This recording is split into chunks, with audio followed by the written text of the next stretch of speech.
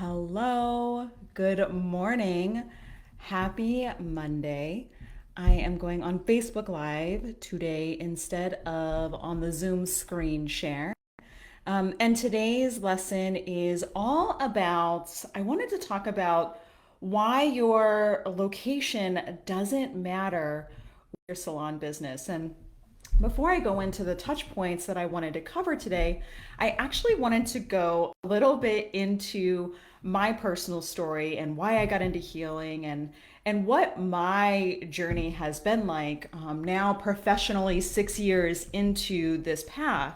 And I was sober. I got sober in 2005, and I got sober at a time when it was not popular, so to speak, to get sober. I feel like there's a lot of people who get sober now as a lifestyle choice. For me, it was very much if I did not get sober, I was going to wind up in jails, I was going to wind up in institutions, or I was going to die. And I say that to say that when you get into that space of hitting that kind of bottom in whatever avenue of your life, you really do have a spiritual experience because you get a new lease on life. And I had a background. I went to college. I was the only one in my family, in my lineage at least, to go to college. It was a very big deal. I worked multiple jobs in order to put myself through college. It was my grandfather grew up Mohawk Native American on the reservation.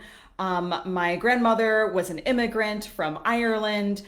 So it was a really, really big deal for me to go to college, and I had a journalism and psychology background. I got some grants and some scholarships to go. And then all of a sudden, I became sober in 2005, and I thought, I just don't even know if I want to do journalism or psychology, and I don't even know if that actually makes me happy. And I kept going back to this artistry of hair and service, and there was something that drew me to it, and I wasn't really sure why, right? But I just knew that I really wanted to study cosmetology. And so I think in 2007 it was, I officially quit the journalism industry and I went 100% into hair. And what I've shared with you in a couple of trainings back is I got really burned out pretty quickly, actually. What I didn't know at the time was that I was picking up everybody's energy. I was picking up all of my coworkers' energy. I was picking up all of my clients' energy. I was giving so much from my cup, but I wasn't able to transform my own energy throughout the day to eradicate that burnout. And I was okay for a really long time, but fast forward 11 years into the hair industry, and that level of energetic burnout had really taken its toll. And it was honestly devastating, right? Because I had obviously gotten sober, I had quit my journalism career and really went against so many things that I thought I should do, particularly because I thought that I owed it to my parents in order to go to college and succeed as a journalist and a psychologist. And it was really devastating to have that level of burnout and to feel honestly lost in the industry and not really know where that was going to take me. Like I knew that I didn't want to be an editorial stylist. I knew I didn't want to go to New York or do magazines or that lifestyle. Like it really exhausted me. And honestly, there were a lot of drugs and alcohol in the stylists that I knew who were in that level of the industry. And I knew that it wasn't for me. And healing found me through my client Angela over 6 years ago. And that was really a light bulb moment because I had been doing low key energy work my entire career, but I didn't know it, right? And it wasn't until I actually experienced energetic work myself and I actually invested in it that I really had that kinesthetic sensation. Like most of you, I'm a deep feeler and I'm a deep intuitive, meaning like I just intuitively knew when like my clients needed to talk, or I intuitively knew when they needed to be quiet, or I intuitively knew when they just needed some extra TLC or they needed just more, right? And that was literally through my just time and experience of working with energy. And at the time I was working in Washington, D.C. Now I am in Texas. And Washington, D.C. is a location that you might think is a major metropolitan city, and it's certainly an expensive city. but it actually has the highest incidence of people with PhDs, meaning that it's very international. There are people from all around the world who will go there for a certain amount of time to achieve a certain level of success, and then they probably leave to probably live somewhere less expensive or maybe less buzzy over time. And for me, nobody was really into wellness. There wasn't really a lot of holisticism. The main cultures there, the main drivers there were law and politics and journalism. There was nothing woo woo, there was no wellness. And it was also really educated. And when I got into energy healing, I thought, oh my gosh, like I don't even know how I'm gonna relate this to my clients. I don't know how I'm gonna relate this to people who are really stressed out, who are very ambitious, who are very goal driven. Like, how the heck am I gonna talk to these people? They're gonna think that I'm crazy, right? And that's why I can relate to so many of my students when they come from a small town or maybe they're in the Bible Belt, even though I was in a major metropolitan city and you would think that, oh, it's gonna be really hip, but it actually really wasn't. Um, but what I knew at the time was I was on the path of learning and achieving education. And, much like the very beginning of my career, when I started learning about hair, I got very into the energetic rabbit hole. I started getting all these certifications and learning all these modalities and developing my proof of concept that I share with students today. But at the time, many years ago, I just knew that it had given me so many fruits of my own life. I knew that I started to heal my physical burnout. I started to heal my anxiety and depression. I started to heal my ADHD. Like, these were not things that I was intending to call in, but I started to notice that happening. I started to have a renewed sense of mental clarity. And I started to feel very much connected to like the universe, to God in a very profound new way. And those are the fruits of my own life. So even though I didn't necessarily feel like I had all the right words and all of the education, I started to share from my heart with my clients because that was really all that I could give at the time. And that was enough. Like, my clients being able to see the difference in me and feel the difference in me, as well as me share from my heart and my own wisdom, my own experience with them, actually got them on the road, more than me having to go down a science and theory quantum physics rabbit hole with them, even though that is initially what I thought I had to do. And I started to study all of the quantum physics. I started to study Einsteinian theory and all of these things because I was so afraid that my clients were going to challenge me and I was going to all of a sudden not have the right answer. And that was very much my perfectionism that was coming into play. And I see that time and again with people when they come to me on calls or even my DMs. They'll say, oh, well, it's not the right time, or, oh, well, it's not the right location, or, oh, well, once this happens, then it'll be quote unquote perfect. And I know that because that was so much of my story as well, at that, like, thinking like everything had to be perfect before I got started. But I think because I was in such a devastating level of burnout in my life, that I just became willing to go all in on it because I didn't really have a plan B. And I think that that's the commonality that I find in the people who are really successful in this work. It's not whether or not they live in New York City, or whether or not they live in Portland, Oregon, or whether or not they live in Birmingham, Alabama. It really is a mindset that's developed over time. And that was so much of my own story. And I'll never forget, because of my time in Washington, D.C., at the time I was working in a luxury salon, and I thought that working in a luxury salon was going to mean more money. And I actually found out that I was making far less than I was when I worked at a mid-level salon. When I was working at a mid-level salon, charging lower prices, I was actually making closer to about 85,000. And I went to this like new luxury salon thinking I was gonna like break six figures. And I wound up making less. And it's because I was actually vibrationally just unaligned with the market. But I did have a couple of very connective client experiences. And one of them is a journalist. She is an anchor for a major news network. And she and I just got along really well. And I started to talk to all of my clients from just a very relatable place about healing and what it was and what I was experiencing. And I will never forget at the time I had hired my first coach, Mariam. She very entrepreneurial, a healer, has a background as a lobbyist, like very much that nice intersection of like tough and tender.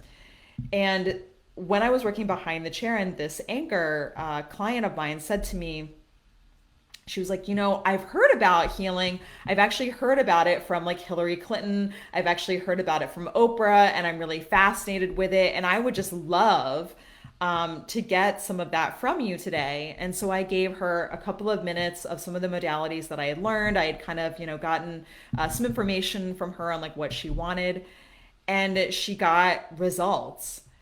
And it was so palpable for her with just a couple of minutes in a very public salon with 20 chairs that she said, I would just love a full time session from you.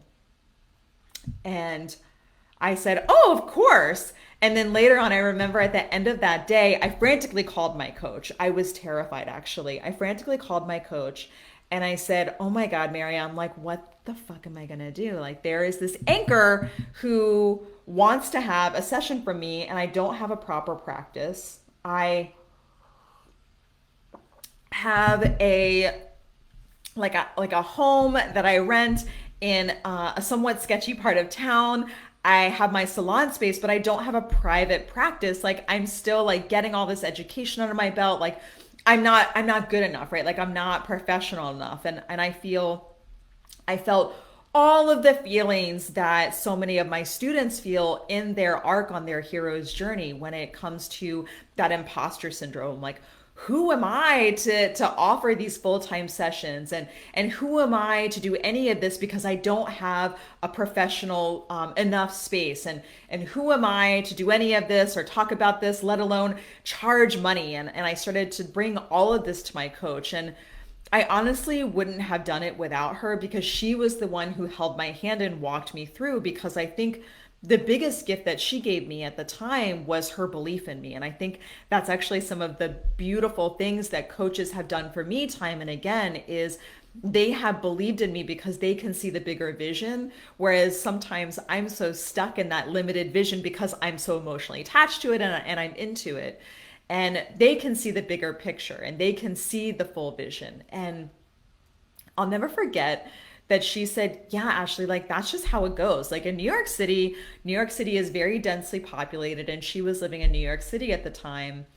And she said, everybody does that. Like, they go to people's apartments for their hair, they go to people's apartments for their healing work. Like, it's just how it's done, and it's totally okay for you to do that. And I said, oh my gosh, well, what do I charge? And she said, well, 150 an hour sounds right to me. And that was such a pivotal moment, because I needed somebody to give me permission to charge. And I needed somebody to give me permission on the number, and to allow myself to really feel into that number and feel if that felt aligned for me or if that felt right. But the biggest thing in the very beginning was getting permission. And I certainly had at that point lots of education. And I certainly at that time had gotten proof of concept for myself. And I certainly over time had achieved the results in my own life. And I was already working with people before her. But I think because she was an anchor for a major news network, and it was just a very new thing for me, I was really scared. And I'll never forget just that perspective shift, right? Like, nothing changed. Like, I didn't all of a sudden move into a nice house and get a private practice or a private healing space. Like, nothing changed. I literally just got permission, and that changed everything for me. And then I know that I went over the top, right? Because we can do that when we're going through these moments of imposter syndrome. So I know that I bought flowers, and I set up this like altar space and all these beautiful crystals, and I wanted to make sure I had the perfect Spotify playlist for her. But what I had that was so important was I did have a system, right? Like, I did have proof of concept. Like, I did have all of those things. And And so when she came to my home, even though it might not have been the most magical, beautiful place, and it might not have been up to my like highest standard of what I know was possible, when we had that session, I'll just never forget that moment. Like I'll never forget that moment when like, she came back to the here and now and without breaching any confidentiality, but she shared her experiences and she shared like what she felt and she shared what she saw. And the most beautiful thing for me always in this work is when somebody comes back, because even if they don't know it, like I know what has happened, and they are more present and they're more them, and there is like something that has changed and there was something above me and beyond me in that space that was doing that work. And that always that always mystifies me and holds me in grace. And being able to have that is just gold. And it was such a profound lesson because it really taught me that my location doesn't matter. It doesn't matter what my physical space looks like. It doesn't matter what my salon looks like. It doesn't matter what my home looks like. It doesn't matter what town or city I'm in, because there's always going to be some sort of mindset thing that will mess with me and prevent me from stepping into my level of power, my next level of joy, my next level of abundance. There's always going to be a mindset thing, right? Because sometimes what I've heard is people in the Bible Belt will say, well, I have these religious people who are going to think that what I do is not of the light, right? Or some people are in major metropolitan cities and they'll say, oh, well, there's so many other healers here, like I just don't know how I'm going to stand out. Or there's people who say, oh, well, I live in a town where people are really uneducated, or maybe they're not aware of what this is, right? And so you're always going to have this quote unquote upper limit of what you think you can do. And it actually is your job as somebody who steps into the light and steps into the role of a healer to actually step into the light of your mindset, right? Like that's the shadow side of your mindset. And so you have to step into the duality, the other side of that mindset, to think about what's actually possible for me if I take that leap of faith, if I actually take that step into the room, right? Because that's literally what this work is going to require over and over and over again, right? Like death and rebirth is cyclical.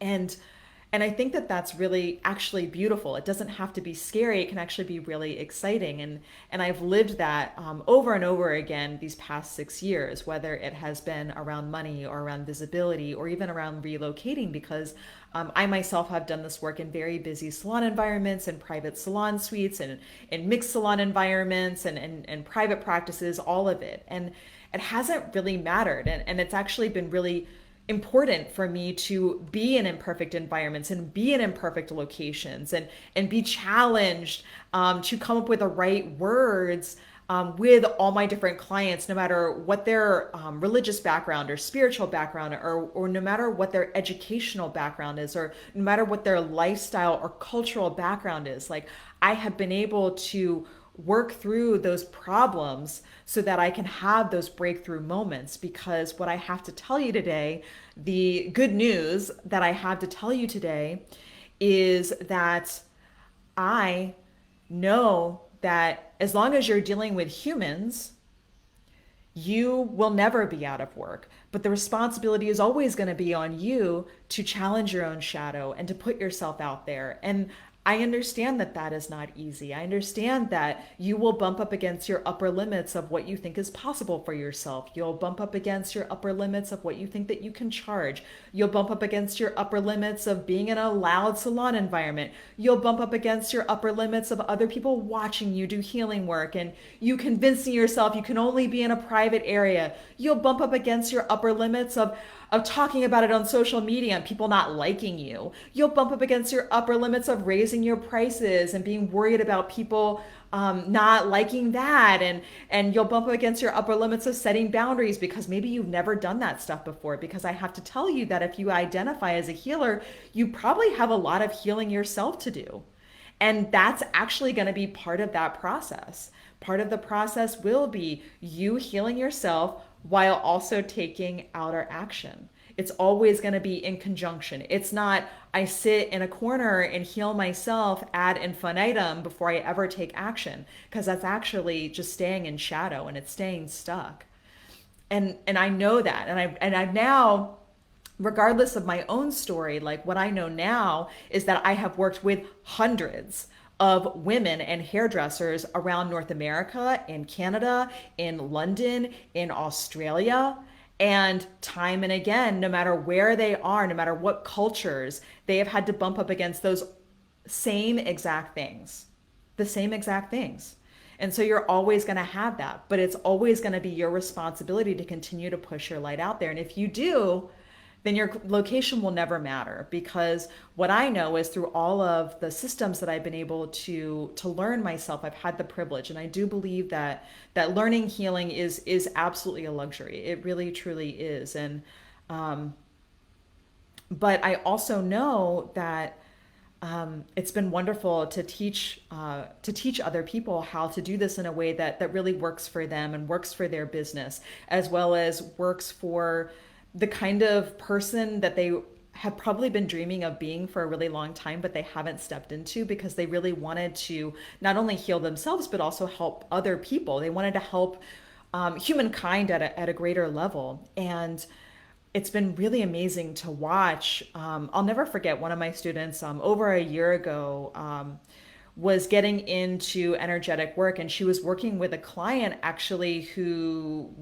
I think was maybe like 5 states away or something like that. And they actually started to accrue more clients who were not even living in their town and not even in their state. And the only reason that they started to have those people call on them and attract those people was because they had the guts to continue to put themselves out there and continue to really expand their mindset and what was possible for themselves as well as their business. Like it doesn't just start and end behind the chair. It doesn't have to just start and end there. Like you just don't really know until you step in the room, like where it's going to take you. Because what I've now known to be true in watching the beautiful lives of the people that I have been honored to serve is that they have so many different beautiful ways that they are spreading their magic around the world. Like some of them are teaching other people. Some of them are building salons and building support staff. Some of them are holding retreats. Some of them are having separate practices. And I've taught all of them like how to do that. In some small way. Like they've obviously taken like what I have shared and now they are running off with it. But this is why your location doesn't matter. And so when people come to me time and time and time again and they have that upper limit, I know I can see that vision for you. I can always see the vision of what's possible. But part of you will obviously it'll also be required of you to step into the room and also believe in yourself and trust that process. I know that that's very cheesy, right? Like we think like, I need to see everything, right? Like I need to see everything, how it's going to work out before I can trust the process. And I get it because, I think that it is that perfectionism. And that's like, it's like, then I don't want to make the wrong choice, right? It's like, but it's also really living life fully alive. And I think that ultimately, like, that is the gift that we get from this work, is learning how to live life more alive. And that's really important. And that's why those of you who have been in the industry for over a decade and you've had these ride or die clients, like that's really why they're going to you. They're going to you because there is this thing about you. There's this energy. There is this joy. There is this something that they feel in you, even if they cannot articulate it, but they feel that in you, and they want more of it, right? Like you are this very bright light that shines, and they deeply desire more of that. And so I really believe that you have a responsibility, if you haven't turned that up, to turn that up. Because what if this is the only life that you have, right? Like sometimes, I mean, it depends on what culture and religion that you subscribe to, but some people believe in reincarnation, but what if this is it? Right? Like, what if this is it? And what if, like, you are meant for so much more and you can actually have it? And so that's my invitation. Like, that is my story of hope that I really want to give to you today. In the comments after this live, yes, mwah, mwah, yes. Thank you for your comments in your chat. I can actually see them this morning because I'm on Facebook Live. But for all of you, I will put in the comments our blueprint session. It is our customized session for those of you who are ready to step in the room and have a coaching session. Like, I know that that is like the next step to intimacy is to have a one-on-one conversation. And we also have a new accelerator program. I had filmed a new welcome video for you guys, and we have the accelerator program if anybody wants to get started and learn more and about my philosophy and the ways that I go about things and how I really want to help this industry and help heal, do my part to help heal the industry. So with that, I hope you all have a beautiful day. I will not be here next week. I will actually be out of town getting more certifications because that's just what's required to be a coach of this work. Like, that's required is to continue to progress myself, because if I don't progress myself, then I can't hold these kinds of containers. So I'll be gone next week, but I'll be back the following week. You guys have a beautiful day. Please comment anything that you got out of this or what you liked. And I will leave the link for this at the end of this show. All right, you guys, have a beautiful day.